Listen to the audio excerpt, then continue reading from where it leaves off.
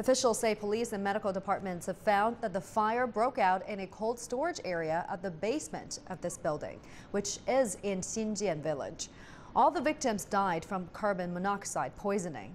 Officials added that 6 of the 8 injured in the fire have been released from hospital.